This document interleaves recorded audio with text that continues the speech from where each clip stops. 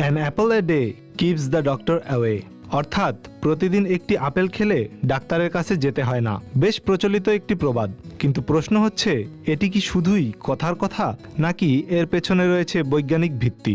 আধুনিক গবেষণা বলছে প্রবাদটি পুরোপুরি সত্য না হলেও আপেলের পুষ্টিগুণ সত্যিই আমাদের স্বাস্থ্যের জন্য উপকারী। পুষ্টিবিদদের মতে আপেলে রয়েছে আঁশ, ভিটামিন সি, পটাশিয়াম ও শক্তিশালী অ্যান্টিঅক্সিডেন্ট। এই আঁশ হজম প্রক্রিয়া স্বাভাবিক রাখে এবং অন্ত্রের সুস্থতা বজায় রাখতে সহায়তা করে।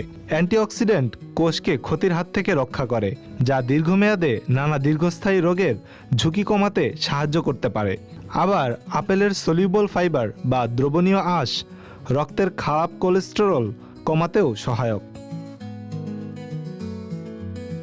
পুষ্টিগুণে ভরপুর আপেল খাওয়া উপকারী, তবে প্রতিদিন আপেল খেলে ডাক্তারের কাছে যেতে হয় না, এই প্রবাদের সরাসরি কোনো প্রমাণ নেই। সম্প্রতি যুক্তরাষ্ট্রের গবেষকদের এক সমীক্ষায় দেখা গেছে নিয়মিত আপেল খাওয়ার সঙ্গে ডাক্তারের কাছে যাওয়ার হার উল্লেখযোগ্যভাবে কমে এমন স্পষ্ট কোনো প্রমাণ নেই। অর্থাৎ আপেল স্বাস্থ্যকর ফল, তবে এটি চিকিৎসার বিকল্প নয়।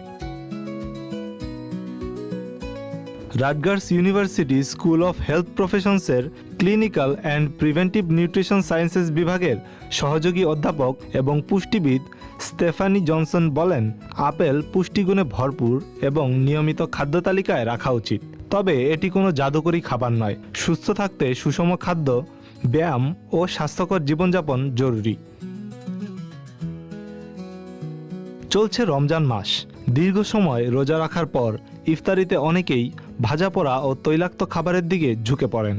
তবে পুষ্টিবিদরা পরামর্শ দেন ইফতার শুরু করা যেতে পারে ফল দিয়ে।